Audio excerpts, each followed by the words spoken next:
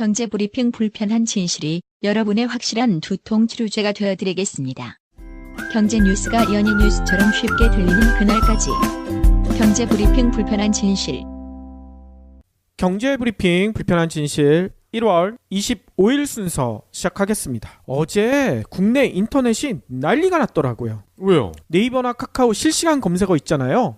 어떤 게 1위로 올라가느냐 이거 가지고 예. 어떤 게 1위 자리를 놓고 다퉜냐면요, 평창올림픽과 평양올림픽. 평양올림픽이 있습니까? 근데 이게 갑자기 1위 자리를 놓고 다퉜다고 합니다. 저는 뭐 다스나 MB가 이럴 줄 알았는데. 네, 그게 아니라 평창올림픽, 평양올림픽 이게 언제 1위에 올라가나 가지고 다퉜다가 어제 기분 좋게도 정현 선수가 8강에서 이기면서 예. 논란이 사그라들었다 뭐 이런 얘기가 나오더라고요. 평양올림픽 이 논란 다들 알고 계시죠? 야당이나 수구보수 언론에서 이거 자꾸 강조하고 있지 않습니까? 여자 아이스하키 단일팀에 북한 선수 참여하는 거, 그리고 북한 선수단이 평창올림픽에 참여하는 거, 이거 기분이 나쁜가 봐. 그냥 이거 가지고 여러 얘기들 논란을 일으키고 있더라고요. 뭐 이런 얘기를 하죠. 선발의 공정성에 문제가 있지 않느냐. 북한은 갑자기 들어와가지고 올림픽에도 그냥 참가해버리고 여자 아이스케 팀 단일팀에도 그냥 들어가버리고 이런 논란을 일으켜가지고요. 뭐 요거에 대해서 인터넷상에서 논쟁이 아주 뜨거워졌는데 저는 이걸 보면서 이런 생각이 들더라고요. 달을 가리키고 있는데 손가락만 보고 논쟁을 벌이고 있는 게 아닌가. 왜냐면요, 제가 지금부터 두 가지 얘기를 전해드릴 텐데요. 일단 경향신문에 이기환 논설위원이 계시거든요. 이분이요, 현정화 레츠런 탁구단 감독과 인터뷰를 했다고 합니다. 레츠런이 어디냐면 한국 마사회인데 현정화 감독 다 알고 계시죠? 네. 유명하시잖아요. 특히나 1991년에 코리아 단일팀으로요 지바 세계 탁구 선수권 대회에서 중국을 꺾었잖아. 이분이 선수와 함께. 그래서 이게 영화도 됐었죠. 그래서 우리 애들도 현정화 감독의 이름을 알더라고요. 네. 기억나시나요? 2012년에 개봉한 영화 제목이 코리아였지 않겠습니까? 여기서요 현정화 선수와 맞먹는 미모, 이게 거꾸로 얘기해야 되나요? 이 배우의 미모를 현정화 선수가 맞먹는 건가? 아무튼 박 PD가 좋아하는 하지원 씨가 네. 현정화 선수 역할을 했었잖아요. 어허. 그리고 당시 같이 금메달 땄던 북한의 이분희 선수는 배두나 배우가 역할을 했었었죠. 이 현정화 선수를 왜 인터뷰를 했느냐? 이때 같이 짝꿍이었던 이분희 선수가요 평창에 올 수도 있다, 이런 소식이 전해지고 있다고 합니다. 이분희 선수는요 북한 장애자 체육협회 서기장이래요 현재. 그래서 평창 동계올림픽 끝나자마자 패럴림픽이 열리잖아요. 네. 이 패럴림픽에 참가할 가능성이 매우 짙다고 합니다. 그래서 현정화 선수를 만나가지고 그때 당시 감동뿐만 아니라 이분희 선수 만나면 기분이 어떨 것 같냐? 뭐 이런 질문을 한 거죠. 근데 가장 중요한 질문은 뭐겠습니까? 지금 나오고 있는 평창올림픽 단일팀 구성에 관련해가지고 이게 지금 여론이 좀 좋지 않다 얘기 많이 나오잖아요. 그래서 이기환 논설위원이 직접 물어봤나 봐요. 여론이 요즘 좋지 않은데 이거에 대해서 어떻게 생각하느냐 이렇게 물어봤더니 현 감독이 이렇게 대답을 했다고 합니다. 나도 마찬가지라고 생각해요. 좀 당황스러워요. 예전 같으면 단일팀 구성한다고 하면 굉장히 국민들이 호의적이었는데 요즘 젊은 세대 정서가 좀 달라진 것 같아요. 근데 이게 달라진 게 잘못된 건 아니잖아요. 이런 얘기를 했다는 거죠. 네. 하지만 그 다음에 이런 얘기를 붙였습니다. 얼어붙은 남북관계를 선도적으로 풀었던 분야가 바로 체육이잖아요. 정치 상황 때문에 다른 분야는 어렵잖아요. 가장 하기 쉬운 체육을 매개체로 해서 남북이 대화를 한다면 좋은 일 아닙니까?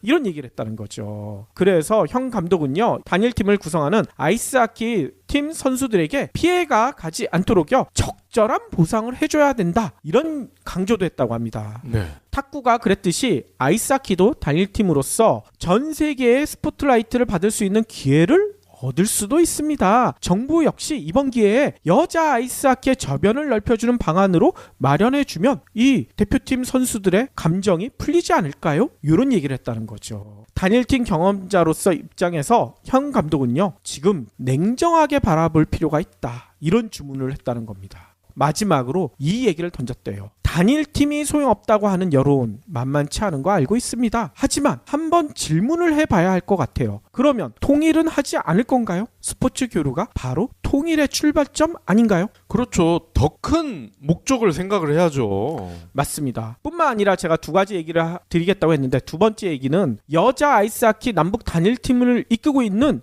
감독 이야기예요. 네. 이분이 캐나다 분이신데 오. 세러 머니란 감독이시거든요. 이분이 21일 날 기자회견을 했습니다. 근데 이게 거의 모든 언론들에서 보도를 했어요. 근데 보도 내용을 보면요, 감독이 단일팀 갑자기 구성돼서 되게 심기가 안 좋다 이런 식으로 보도를 했거든요. 근데 기자회견 전체 내용을 보면 달라. 신기를 드러냈나? 좀 의심스러운 부분이 되게 많아요. 아, 그럼 보수 언론이 악마의 편집을 한 거군요. 그럴 가능성이 상당히 많은 거죠. 그래서 유튜브에 이 전체 내용을 제가 한번 봤는데 전체를 다 전해드리기 힘들 것 같고 이런 내용이 있습니다. 머리 감독이 최근에 SNS 상에서도 상당히 유명해졌는데 이유가 뭐냐면요. 머리 감독이요, 이 단일팀 논란이 있은 다음에 카카오톡을 쓰고 계시는가 봐요. 프로필 사진을 재미난 걸로 바꿨대요. 늑대들이 질비해 있고요. 그 밑에 코리아란 문구가 여러 군데 있습니다. 그리고 문구가 적혀져 있는데 우리는 포식자인가? 아니면 피식자인가? 먹이인가? 이런 질문을 던지는 문구가 적혀져 있어요. 되게 의미심장한 내용이 아닐까? 기자들이 많이 질문한 거겠죠. 그랬더니 머리 감독은 이렇게 얘기했습니다. 포식동물들은 눈이 앞에 있어서 앞에 있는 것과 먹이만 주시하지만 먹이들, 그러니까 피식자들은 눈이 양옆에 있어서 항상 공격당할 것을 걱정하고 정신이 산만합니다. 우리 선수들에게 우리는 포식자이니까, 늑대이니까 주의 산만한 거 다 없애버리고 올림픽에만 집중하고 우리 스스로를 컨트롤할 수 없는 미디어나 다른 논란에 집중력을 잃지 말자, 이런 의미가 담겨져 있다고 얘기를 하더라고요. 보수 언론들의 해석과는 너무 다른 얘기 아닙니까? 그렇죠. 그러면서 머리 감독은 전체 팀 구성은 정치적으로 결정됐지만 선수, 경기에 뛰는 선수 출전 권한은 전적으로 내 권한이다, 감독 권한이다. 선수 출전은 최고의 선수만 출전시키겠다, 이런 얘기를 하더라고요. 네.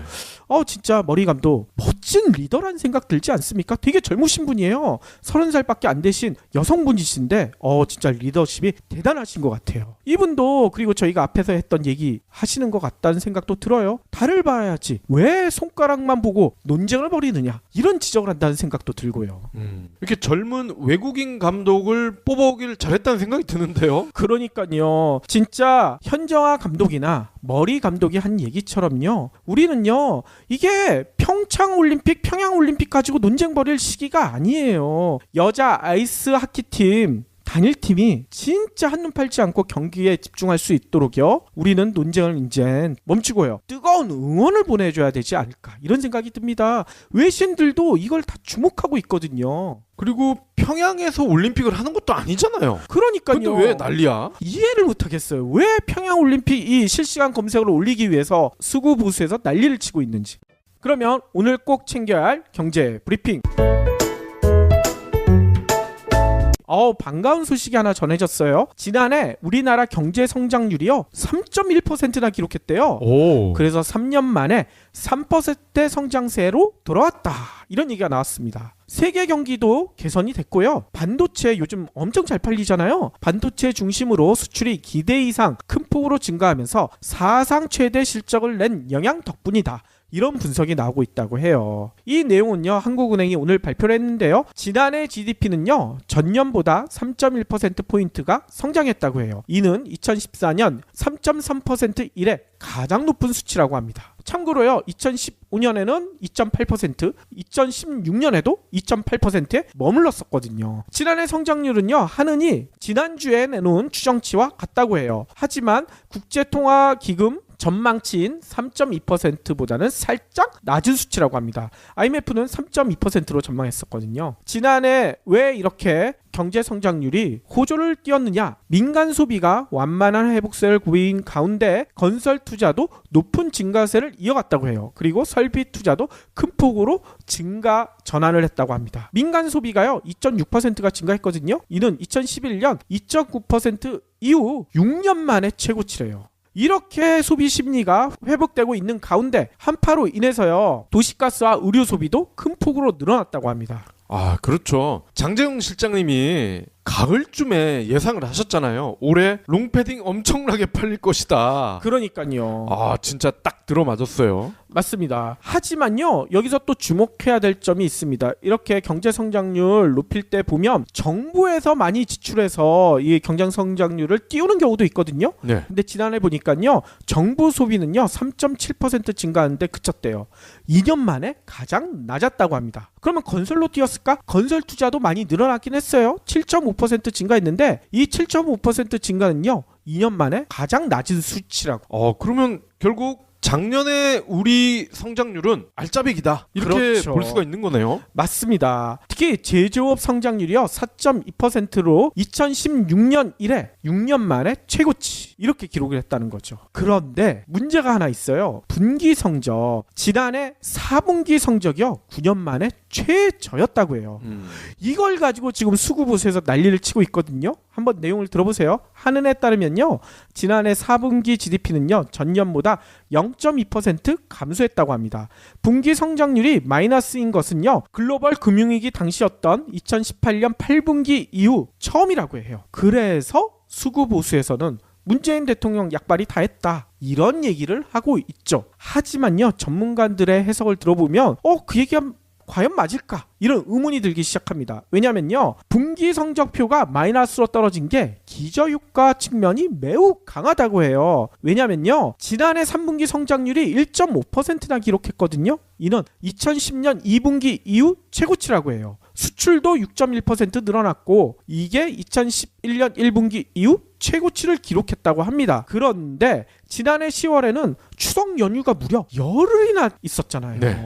보통 추석 연휴가 길어야 한 5일 뭐 이렇게 됐는데 열흘을 쉬었어요. 수출업체들이 어떻게 했겠습니까? 물량을 앞당겨서 출하하는 이른바 밀어내기 효과 때문에 3분기 성장률이 이렇게 뻥튀기가 됐다는 거예요. 문제는 이렇게 밀어내기를 했으면 4분기에는 밀어내기가 불가능할 거 아닙니까? 그래서 4분기에는 3분기보다는 떨어지겠죠. 근데 3분기가 너무 높았기 때문에 기저효과 때문에 4분기 성장률이 떨어질 수도 있다. 전문가들은 이렇게 설명을 해요.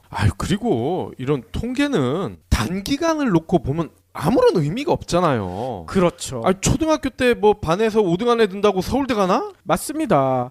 이 기저효과가 실제로 있었다는 것을 한 전문가는 이렇게 증명을 하더라고요. 추석효과, 추석 때 밀어내기를 했다고 했잖아요. 추석을 배제하기 위해서 분기로 나눈 게 아니라 지난해 9월과 10월 이렇게 통합해서 수출 증가세가 어느 정도 되느냐 봤더니만 여전히 높대. 9월, 10월 수출액은요 무려 999억 달러. 1년 전 같은 기간보다 20.7%가 증가했다고 합니다. 밀어내기 한 게 맞다는 얘기인 거죠. 이것만 봐도 통계는 만드는 사람의 의도에 따라서 얼마든지 고무줄처럼 활용을 할 수가 있다. 알 수가 있죠. 그렇죠. 그렇고 또 해석하는 사람에 따라 완전히 달라질 수도 있다는 얘기인 겁니다. 그래서 한 전문가는 분기 성장률이 마이너스라고 해서 경기가 꺾였다고 보기는 어렵다. 민간 소비가 늘어나는 상황이고 건설 투자, 설비 투자도 기저효과 때문에 증가율이 마이너스지만 수준 자체가 높다. 근데 이거를 너무 과대 포장하는 건 문제가 있다. 이런 지적을 한다는 겁니다. 걱정하지 않아도 된다. 그런 얘기죠.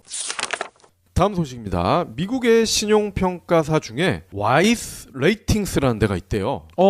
전 처음 들어보는데 이 와이스가 가상화폐에 대해서 등급을 매겼다는 거예요. 이러한 소식을 미국 CNBC가 보도를 했네요. 와이스는 시총 기준으로 최대 가상화폐인 비트코인에 대해서는 C+, 어이구, 시총 2위인 이더리움에 대해서는 B, 이렇게 부여를 했습니다. 이에 대해서 이더리움은 일부 병목 현상에도 손쉬운 업그레이드 기술과 더 나은 속도의 덕을 보고 있다. 이렇게 평가를 했고요. 비트코인에 대해서는 주요 네트워크 병목 현상에 직면해서 지연 사태가 발생하고 거래 비용이 비싸다. 신속히 소프트웨어 코드를 업그레이드할 즉각적인 메커니즘이 없다. 이러면서 C뿔을 매긴 이유에 대해서 설명을 했습니다. 아니 그러면 비트코인이나 이더리움이 이 정도면 A 등급을 받은 가상화폐는 없을 것도 같은데요? 그럴 가능성이 크죠. 와이스가요 74개의 가상화폐에 대해서 등급을 매겼는데 실제 A 등급은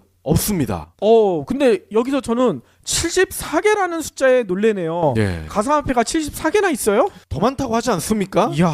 그나마 YG가 꼽은 거는 그래도 한두 번쯤은 들어본 그런 화폐들이에요. 자, 그러면 그 다음 높은 등급 B가 이더리움 말고 또 있을까? 있습니다. 이오스. 요것도 저희가 예전에 이혁준 대표께서 잠깐 소개를 해주신 적이 있죠. 그렇죠. 그리고 B-가 있는데 스팀 얘가 B-고요. 노바코인과 살로스 얘는 D를 맞았어요. 아이고. 와이스는요. A가 엑설런트, B는 굿, C는 페어 이렇게 의미를 한다고 설명을 했습니다. 페어는 보통이다. 뭐 요 정도로 해석을 하면 될 것 같습니다. 와이스는 위험과 기술 등의 총 4개 항목을 적용을 해서 컴퓨터 모델링으로 화폐 등급을 평가했다고 하는데요. 앞서 등급 평가는 각 가상화폐의 기술과 이용, 거래 패턴에 대한 자료 수천 개를 분석한 모델을 기반으로 한다면서 많은 가상화폐가 불투명한 데다가 과대평가가 됐고 충격에 취약해 탄탄하고 공정한 등급만 제공할 수 있는 명료함이 절실하게 필요하다. 이렇게 밝힌 바 있거든요. 그렇군요. 이 평가가 과연 공정한가? 신뢰성 뭐 이런 논란도 있을 것 같고요. 요 보고서가 나오기 전에 해프닝도 있었다면서요. 아, 그렇습니다. 와이스가요. 한국으로부터 서비스 거부 공격, 그러니까 디도스죠. 이 디도스 공격을 막느라 직원들이 밤을 새웠다. 아이고. 해커들이 웹사이트에 침입해서 자료를 탈취하고 소셜미디어에서 자료를 왜곡했다.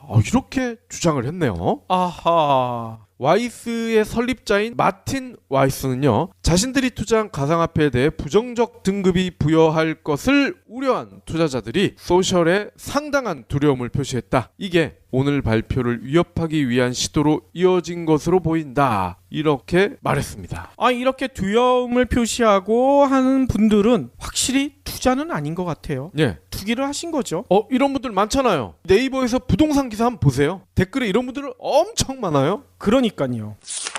마지막으로는요, 좀 화나는 뉴스를 전해드려야 될 것 같아요. 여러분들 아직도 기억나시죠? 가습기 살균제 참사 수백 명의 인명피해를 냈었죠. 그렇죠. 돌아가신 분들도 상당히 계시고요. 네. 오늘 확정 판결이 나왔다고 합니다. 신현우 옥시 전 대표에게 업무상 과실치사 혐의로요, 징역 6년형을 내렸다는 거예요. 대법원은요 25일 신 전 대표에게 징역 6년형을 선고했던 원심을 정했다고 합니다. 대법원이니까 이제 끝난 거네요. 그렇죠. 그런데 이 6년형 자체도 너무 짧다 이런 논란이 있거든요. 근데 그 다음 얘기가 더 화가 나요. 가습기 살균제 제조 판매 도중 회사를 이끌었던 외국계 임원이 있었다는 얘기 다 알고 계시죠? 존니. 맞아요. 존니는요 1심, 2심에서도 무죄를 선고받았었는데 대법원에서도 역시나 무죄가 나왔다는 거예요. 윤종신이 존니를 되게 싫어해요. 그래서 존니 그러잖아. 노래는 좋은데 혹시 전 대표 이름도 존니야. 그러니까요. 아무튼요, 여러분들 뭐 기억 다 나시겠지만 다시 한번 얘기 드리자면요, 신 전 대표 등 혹시 관계자 등은요 가습기 살균제 원료 물질의 유해성에 대한 보고를 받고서도요, 이거 몰랐던 게 아니에요. 보고를 받고도 흡입 독성 실험을 제대로 하지 않아서 사상자를 낸 혐의로 재판에 넘겨졌잖아요. 네. 검찰에 의하면요 옥시 제품으로 인한 피해자가요 무려 177명, 이 중에 돌아가신 분만 70명이 돼요. 그래서 1심은 신 전 대표에게 징역 7년형을 내렸는데 6년형으로 1년이나 깎아줬어.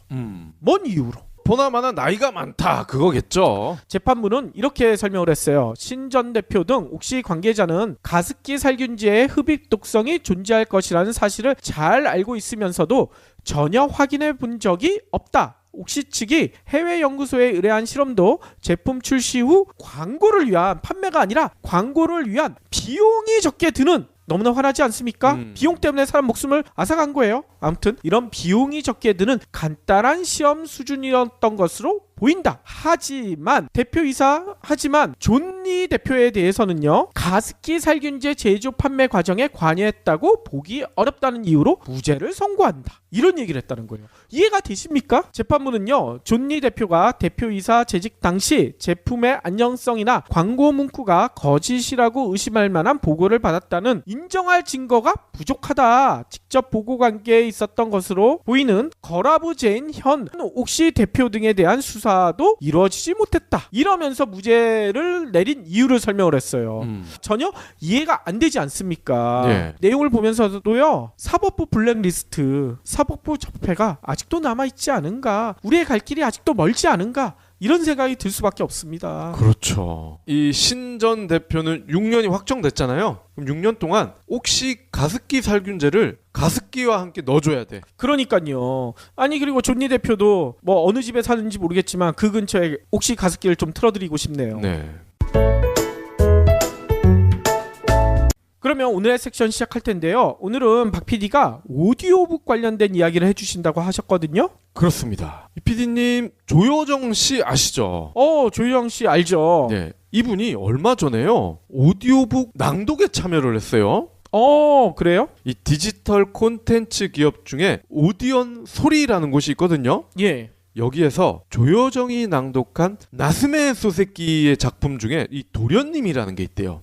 성함은 좀 듣기가 그런데 제목은 도련님이군요. 일본을 대표하는 작가 아닙니까? 예. 이 도련님이라는 작품을 오디오북으로 출시를 했는데 이 조여정 씨가 살짝 낭독을 했다는 거죠. 어허. 도련님은 배경음악과 효과음이 어우러지는 3시간 분량인데 12월 말에 아주 인기리에 유통이 됐는데 놀라운 것은 오디언 웹과 앱에서 공짜로 들을 수가 있다는 거예요. 그래요? 조여정 씨가 100년도 전에 나온 이 작품을 낭독을 함으로써 오디오북에 대한 대중화, 진입장벽 낮추기 이거를 시도를 했다는 겁니다. 그렇군요. 이게 어떤 소설인지도 알려주셔야 될 것 같은데요. 도쿄 출신 선교사의 정의를 그린 작품인데 주인공 도련님의 호기, 정의심, 순박함 이러한 성격이 묘사된 권선징악 소설이라고 합니다. 일본에서도요 아주 대중적이면서 문학성이 뛰어난 작품으로 호평을 받고 있죠. 어허. 자, 근데 이 작업을 진행했던 이 오디언 소리의 직원분이 이렇게 말씀을 하셨어요. 배우가 좋아하고 직접 선택한 작품이어서 작가의 일대기도 시작 부분에 담았고 전반적인 내용을 차분하게 끌고 나가서 전달력이 극대화됐다. 하는 사람이나 듣는 사람 모두 만족을 했다. 그런 얘기죠. 그렇군요. 자, 그리고 토크리브라는 IT 회사가 있는데 이 회사가요 얼마 전에 오디오북 플랫폼인 책 읽는 소리 이거를 만들었어요.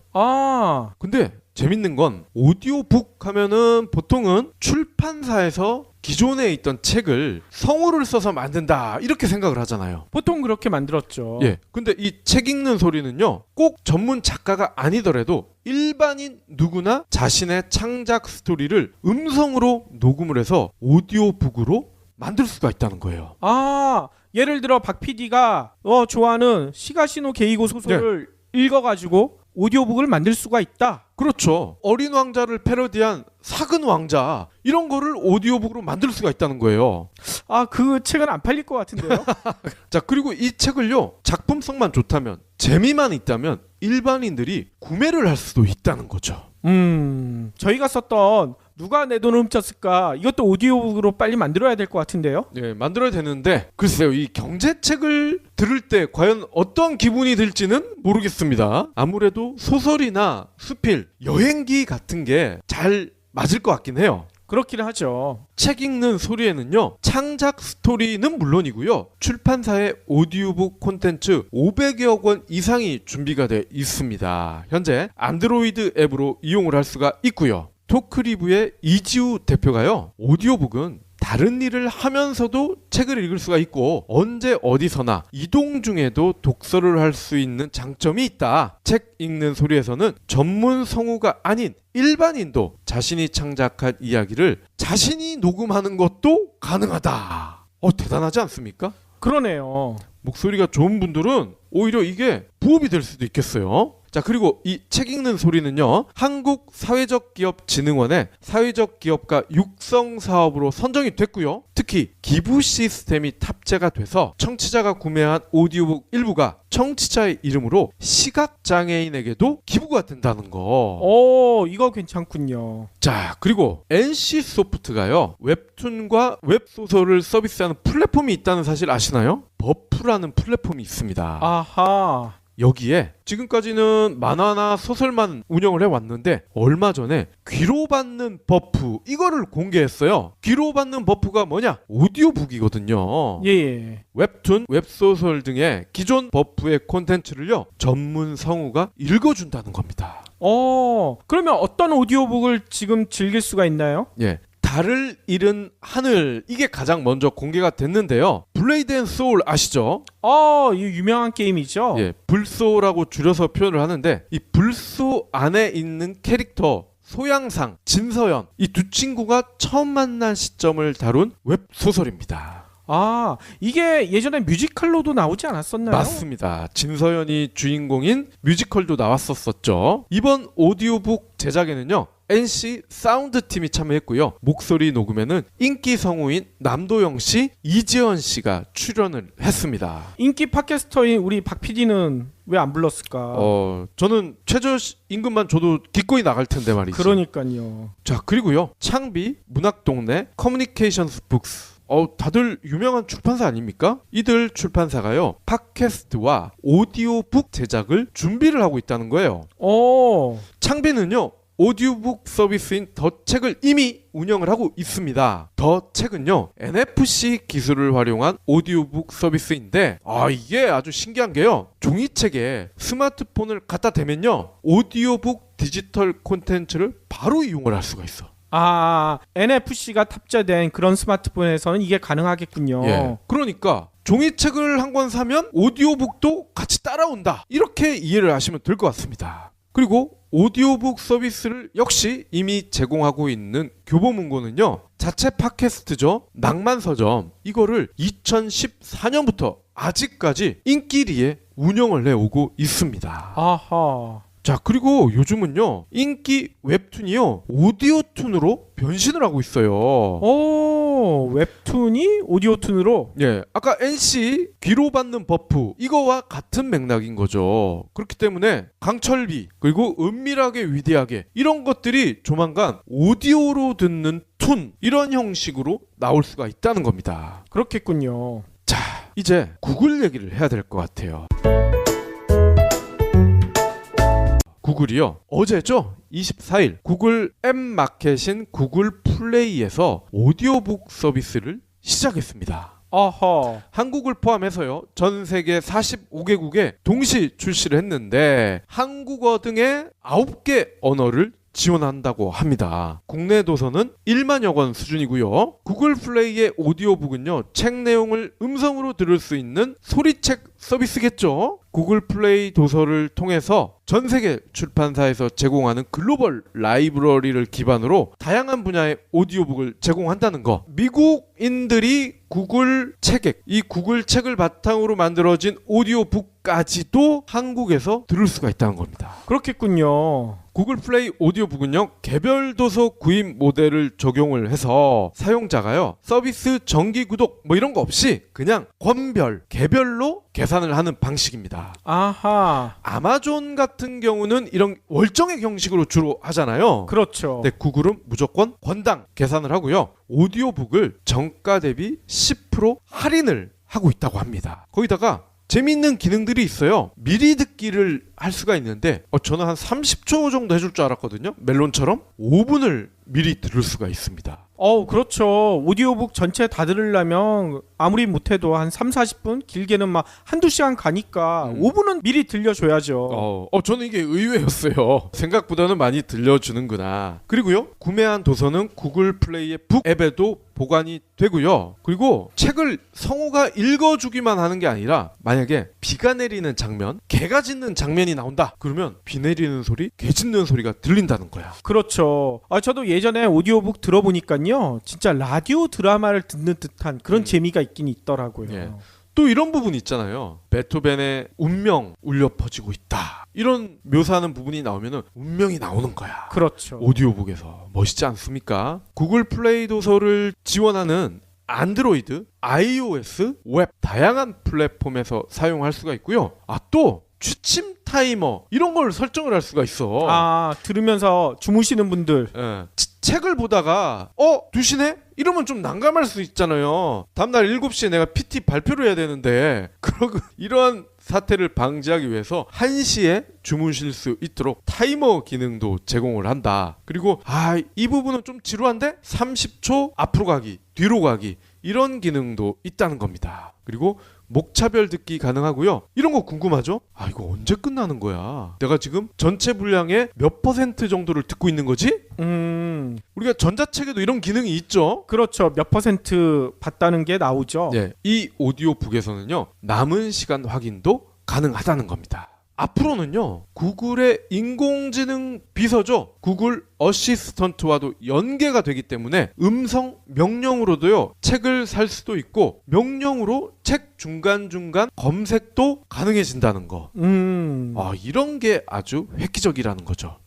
좋겠군요. 구글 오디오북은요. 머신 러닝이 적용이 된답니다. 많은 사용자가 일상에서 더욱 편리하게 사용할 수 있는 혁신적 서비스가 될 가능성이 크다는 거. 그게 바로 이 머신 러닝에 있다는 거죠. 실제로 머신 러닝이 적용이 되면 어떤 일이 벌어지느냐? 인류의 마지막 장벽, 언어의 장벽 아니겠습니까? 바벨탑을 세웠다가 말을 안 들어서 이렇게 언어가 여러 가지가 됐다면서요.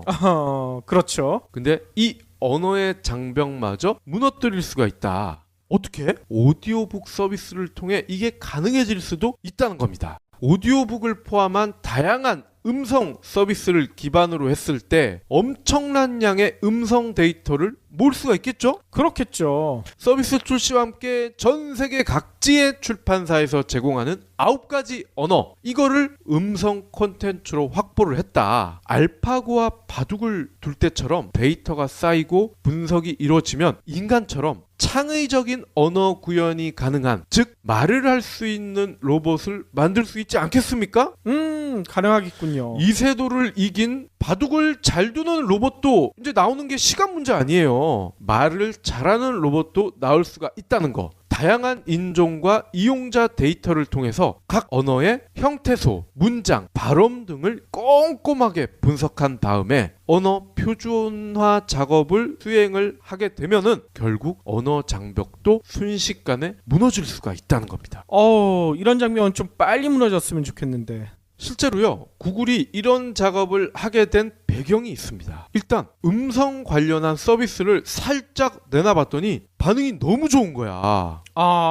스피커가 엄청 팔리고 있다고 하더라고요. 예, 스피커도 그렇고 지금 구글 검색을 해보시면요, 네이버도 물론 따라가고 있지만 검색창 옆에 마이크 모양이 있잖아요. 그렇죠. 이걸 눌러서 음성 검색을 하는 분들이 미국에서 굉장히 많이 늘어났다는 거예요.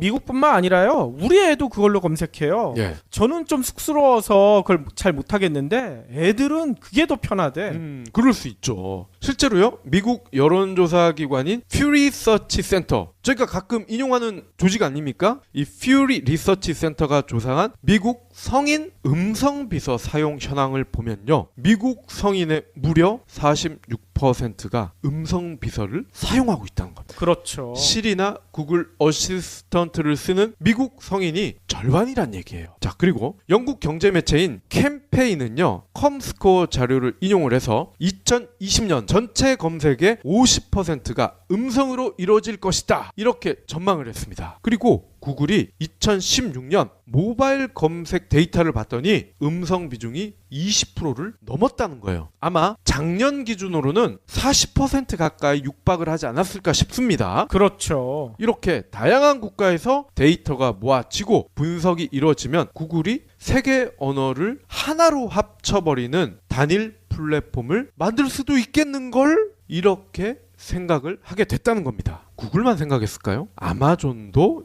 이거를 생각을 하고 있다는 거예요. 아마존은 온라인 도서 플랫폼으로 출발을 했죠. 전자책 분야에서 막대한 콘텐츠를 이미 보유하고 있죠. 2015년부터 아마존 AI 스피커, 아마존 에코에도 오디오북 기능을 추가했죠. 그랬었죠. 이럴 줄 알고 다 해온 겁니다. 그래서 구글과 아마존이 음성, 오디오 분야에서도 또 경쟁을 박터지게 하고 있다는 겁니다. 구글이요, 최근에 아마존 AI 스피커 제품인 에코쇼, 이거에 유튜브 서비스를 중단을 해버렸어. 왜요? 유튜브는 지네 거니까. 그러니까 지네 거에서 아마존의 에코쇼 이거 하지 마라. 이렇게 돼버린 거야. 좀 치사한데? 되게 치사하죠. 그랬더니 아마존도 멍군을 했어. 자기네 상거래 플랫폼 뭐 아마존이겠죠. 여기에서 구글 홈 유통을 거절을 했습니다. 아이고. 최근 일본에서도요. 네이버 라인 AI 스피커인 웨이브 이거를 구매 중단을 통보를 해버렸어요. 그러니까 자기네 서비스랑 조금이라도 비슷한 것들은 다 내쳤다는 거야. 이렇게 서로 간에 견제를 하는 거 보면 이 시장에 대한 가능성을 진짜 높게 보는 거겠군요. 그렇죠. 앞으로 황금알을 낳는 거위가 될 것이라는 거에 대해서 구글, 아마존, 네이버 누구나 의심을 하지 않는다는 거죠. 자, 근데 이 대목에서요. 저희가 인문학적으로 생각해 볼 대목이 있습니다. 니콜라스 카라는 분이 생각하지 않는 사람들이라는 베스트셀러를 썼잖아요. 예. 여기에 보면요. 이런 문구가 있습니다. 스크린으로 정보를 이용하면서 깊이 있는 독서가 사라지고 있다. 필요한 정보를 인터넷에 의존하다 보니 스마트폰에 의존하다 보니 인간 고유의 깊이 있는 읽기 능력이 퇴화했다는 거죠. 디지털 스크린 종속에서 벗어나서 깊이 있는 읽기 능력 이거를 다시 갖출 수 있는 대안 중에 하나가 바로 오디오라는 거죠. 이 얘기 저희도 주구장창 강조해오지 않았습니까? 많이 했었죠. 자, 근데 재미있는 거는요. 출퇴근길만이라도 스마트폰으로 팟캐스트, 특히 경불진을 듣거나 오디오북을 청취한다면 아이러니하게도요. 스마트폰 중독에서 벗어날 수가 있다는 거죠. 그러니까요. 실제로요. 요즘은 지하철 탈 때 보면요. 스마트폰을 주머니에 넣고 네. 귀에만 꽂고 들으시는 분들이 꽤 많으신 것 같아요. 근데 그분들이 음악을 듣는 게 아닐까 이렇게 의심도 가는데 보면요. 다들 웃고 있어. 박 PD 아재 개그에 빵 터진 거예요. 아마 경불진을 듣고 있지 않을까 이런 생각을 저는 해보거든요. 맞아요. 이제 스마트폰이 한국에 등장을 한 게 2009년 아닙니까? 아이폰이 상륙한 게 2009년인데 거의 이제 10년이 다 돼가요. 그러면 2, 3년 차 됐을 때야 정말 눈 돌아가죠. 연예인 사진도 보고 스포츠 라이브 중계도 보고 얼마나 행복합니까? 할 것도 많고. 근데 3년 정도 지나면 이제 피곤합니다. 눈도 아프고 실제로 눈이 따갑지 않습니까? 근데 이런 분들이 이제 서서히 컨텐츠 소비를 하는 방식을 눈에서 귀로 옮겨 타고 있다는 거죠. 왜 그럴까요? 눈이 아프고 이런 물리적인 문제도 있겠지만 컨텐츠 소비를 함에 있어서 이왕이면 같은 시간을 들여서 나에게 도움이 되는 것들, 발전적인 부분 이런 걸로 소비를 하고 싶다는 욕망이 커지고 있는 거거든요. 그렇죠. 시청자 여러분들은 이런 면에서도 진짜 앞서가시는 분들이에요.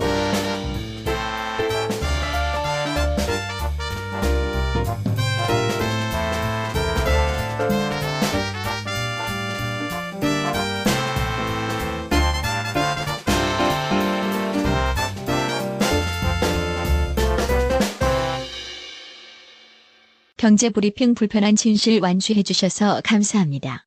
하트 2첩, 댓글 남기기, 계좌 후원 등 다양한 방법으로 힘을 보태주세요. 계좌 정보는 경제브리핑 팟빵 공지 코너에 있습니다. 여러분의 응원, 콘텐츠로 보답하겠습니다. 추석 연휴가 무려 열흘이나 있었잖아요. 네.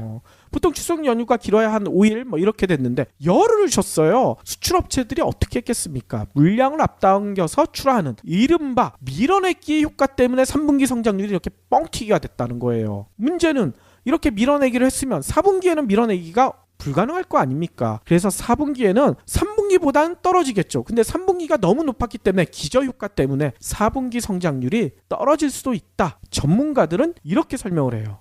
그리고 이런 통계는 단기간을 놓고 보면 아무런 의미가 없잖아요. 그렇죠. 초등학교 때 뭐 반에서 5등 안에 든다고 서울대 가나? 맞습니다. 이 기저효과가 실제로 있었다는 것을 한 전문가는 이렇게 증명을 하더라고요. 추석효과, 추석 때 밀어내기를 했다고 했잖아요. 추석을 배제하기 위해서 분기로 나눈 게 아니라 지난해 9월과 10월 이렇게 통합해서 수출 증가세가 어느 정도 되느냐 봤더니만 여전히 높대. 9월, 10월 수출액은요. 무려 999억 달러. 1년 전 같은 기간보다 20.7%가 증가했다고 합니다. 밀어내기 한 게 맞다는 얘기인 거죠. 이것만 봐도 통계는 만드는 사람의 의도에 따라서 얼마든지 고무줄처럼 활용을 할 수가 있다. 알 수가 있죠. 그렇죠. 그렇고 또 해석하는 사람에 따라 완전히 달라질 수도 있다는 얘기인 겁니다. 그래서 한 전문가는 분기 성장률이 마이너스라고 해서 경기가 꺾였다고 보기는 어렵다. 민간 소비가 늘어나는 상황이고 건설 투자, 설비 투자도 기조 효과 때문에 증가율이 마이너스지만 수준 자체가 높다. 근데 이거를 너무 과대 포장하는 건 문제가 있다. 이런 지적을 한다는 겁니다. 걱정하지 않아도 된다. 그런 얘기죠.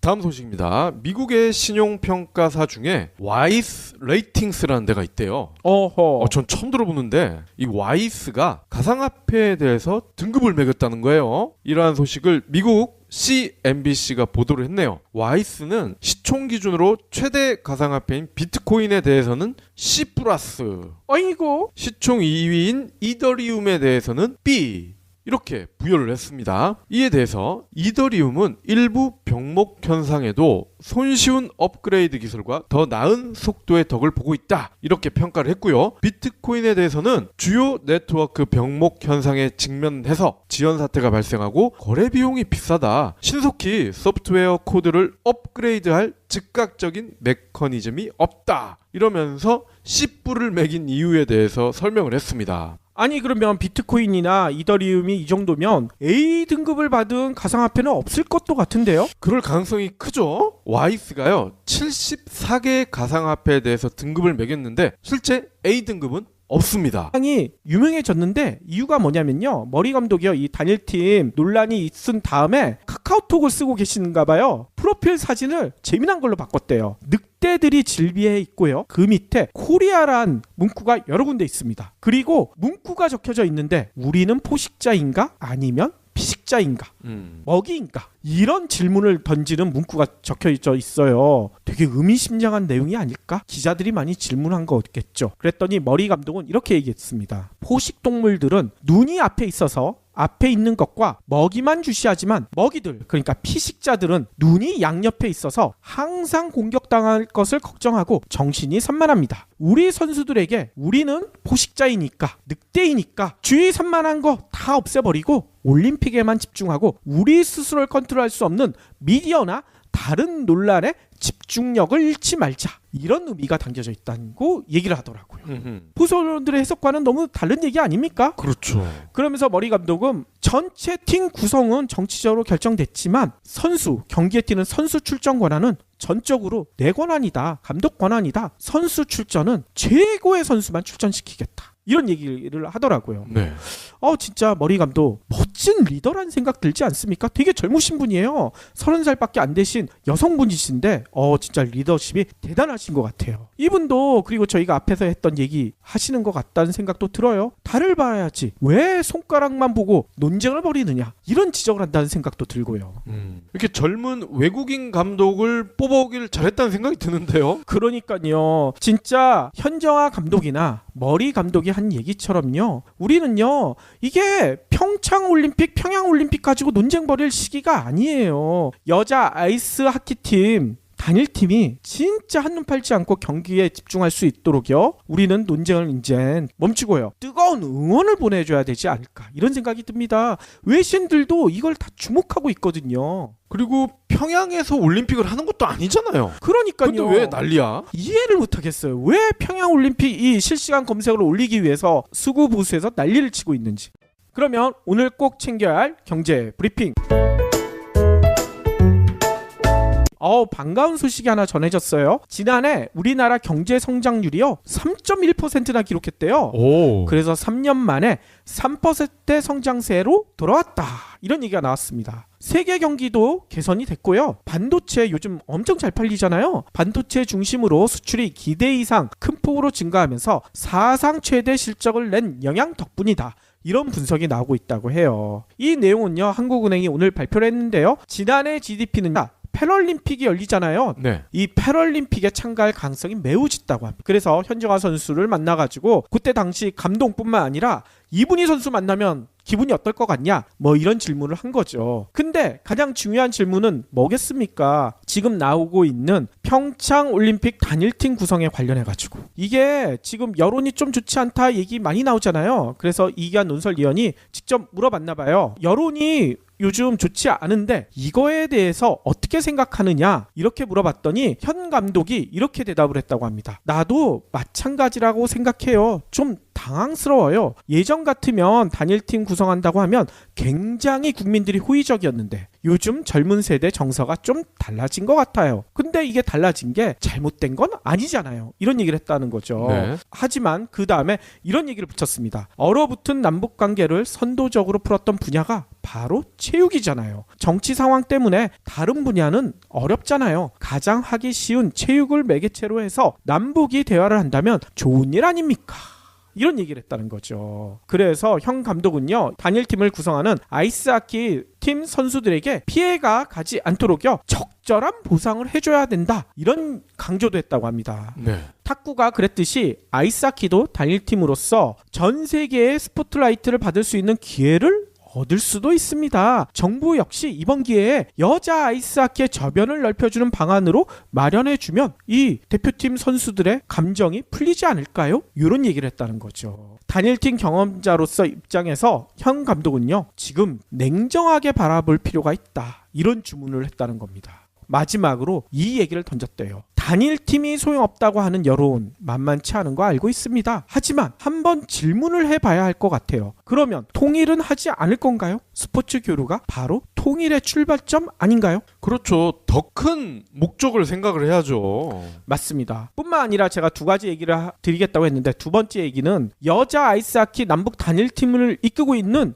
감독 이야기예요. 네. 이분이 캐나다 분이신데 세러머니란 감독이시거든요. 이분이 21일 날 기자회견을 했습니다. 근데 이게 거의 모든 언론들에서 보도를 했어요. 근데 보도 내용을 보면요, 감독이 단일팀 갑자기 구성돼서 되게 심기가 안 좋다, 이런 식으로 보도를 했거든요. 근데 기자회견 전체 내용을 보면 달로 신기를 드러냈나? 좀 의심스러운 부분이 되게 많아요. 아, 그럼 보수 언론이 악마의 편집을 한 거군요. 그럴 가능성이 상당히 많은 거죠. 그래서 유튜브에 이 전체 내용을 제가 한번 봤는데 전체를 다 전해드리기 힘들 것 같고 이런 내용이 있습니다. 머리 감독이 최근에 SNS 상에서도 상당히 경제 브리핑 불편한 진실이 여러분의 확실한 두통 치료제가 되어드리겠습니다. 경제 뉴스가 연예 뉴스처럼 쉽게 들리는 그날까지. 경제 브리핑 불편한 진실. 경제 브리핑 불편한 진실 1월 25일 순서 시작하겠습니다. 어제 국내 인터넷이 난리가 났더라고요. 왜요? 네이버나 카카오 실시간 검색어 있잖아요. 어떤 게 1위로 올라가느냐 이거 가지고 예. 어떤 게 1위 자리를 놓고 다퉜냐면요, 평창올림픽과 평양올림픽.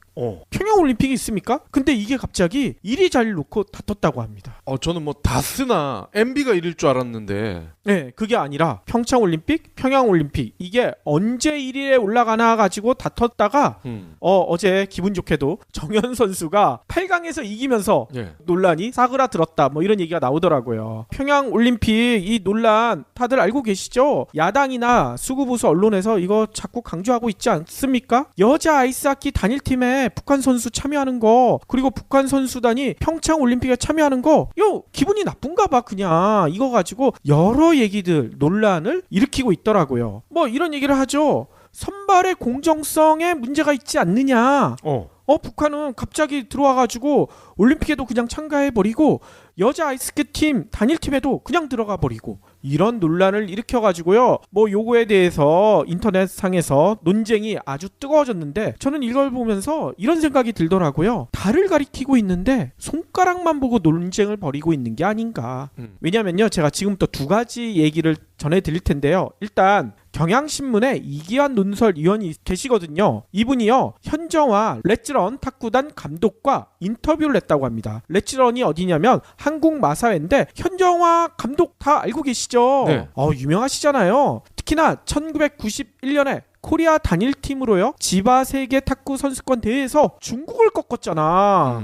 이분이 선수와 함께. 그래서 이게 영화도 됐었죠. 그래서 우리 애들도 현정화 감독의 이름을 알더라고요. 네. 기억나시나요? 2012년에 개봉한 영화 제목이 코리아였지 않겠습니까? 여기서요, 현정화 선수와 맞먹는 미모, 이게 거꾸로 얘기해야 되나요? 이 배우의 미모를 현정화 선수가 맞먹는 건가? 아무튼 박 PD가 좋아하는 하지원 씨가 네. 현정화 선수 역할을 했었잖아요. 어허. 그리고 당시 같이 금메달 땄던 북한의 이분희 선수는 배두나 배우가 역할을 했었었죠. 이 현정화 선수를 왜 인터뷰를 했느냐? 이때 같이 짝꿍이었던 이분희 선수가요, 평창에 올 수도 있다, 이런 소식이 전해지고 있다고 합니다. 이분희 선수는요, 북한 장애자 체육협회 서기장이래요, 현재. 그래서 평창 동계올림픽 끝나자마자요, 전년보다 3.1%포인트가 성장했다고 해요. 이는 2014년 3.3% 이래 가장 높은 수치라고 합니다. 참고로요, 2015년에는 2.8%, 2016년에도 2.8%에 머물렀었거든요. 지난해 성장률은요, 하느니 지난주에 내놓은 추정치와 같다고 해요. 하지만 국제통화기금 전망치인 3.2%보다는 살짝 낮은 수치라고 합니다. IMF는 3.2%로 전망했었거든요. 지난해 왜 이렇게 경제 성장률이 호조를 띄었느냐? 민간 소비가 완만한 회복세를 보인 가운데 건설 투자도 높은 증가세를 이어갔다고 해요. 그리고 설비 투자도 큰 폭으로 증가 전환을 했다고 합니다. 민간 소비가요, 2.6%가 증가했거든요. 이는 2011년 2.9% 이후 6년 만에 최고치래요. 이렇게 소비 심리가 회복되고 있는 가운데 한파로 인해서요, 도시가스와 의료 소비도 큰 폭으로 늘어났다고 합니다. 아, 그렇죠. 장재웅 실장님이 가을쯤에 예상을 하셨잖아요. 올해 롱패딩 엄청나게 팔릴 것이다. 그러니까요. 아, 진짜 딱 들어맞았어요. 맞습니다. 하지만요, 여기서 또 주목해야 될 점이 있습니다. 이렇게 경제 성장률 높일 때 보면 정부에서 많이 지출해서 이 경제 성장률을 띄우는 경우도 있거든요. 네. 근데 지난해 보니까요, 정부 소비는요 3.7% 증가하는데 그쳤대요. 2년 만에 가장 낮았다고 합니다. 그러면 건설로 뛰었을까? 건설 투자도 많이 늘어났긴 했어요. 7.5% 증가했는데 이 7.5% 증가는요 2년 만에 가장 낮은 수치라고. 그러면 결국 작년에 우리 성장률은 알짜배기다, 이렇게 그렇죠. 볼 수가 있는 거네요. 맞습니다. 특히 제조업 성장률이요 4.2%로 2016년 이래 6년 만에 최고치, 이렇게 기록을 했다는 거죠. 그런데 문제가 하나 있어요. 분기 성적, 지난해 4분기 성적이요 9년 만에 최저였다고 해요. 이걸 가지고 지금 수구보수에서 난리를 치고 있거든요. 한번 내용을 들어보세요. 한은에 따르면요, 지난해 4분기 GDP는요 전년보다 0.2% 감소했다고 합니다. 분기 성장률이 마이너스인 것은요, 글로벌 금융위기 당시였던 2018년 8분기 이후 처음이라고 해요. 그래서 수구보수에서는 문재인 대통령 약발이 다 했다, 이런 얘기를 하고 있죠. 하지만요, 전문가들의 해석을 들어보면 그 얘기가 과연 맞을까? 이런 의문이 들기 시작합니다. 왜냐면요, 분기 성적표가 마이너스로 떨어진 게 기저효과 측면이 매우 강하다고 해요. 왜냐면요, 지난해 3분기 성장률이 1.5%나 기록했거든요. 이는 2010년 2분기 이후 최고치라고 해요. 수출도 6.1% 늘어났고 이게 2011년 1분기 이후 최고치를 기록했다고 합니다. 그런데 지난해 10월에는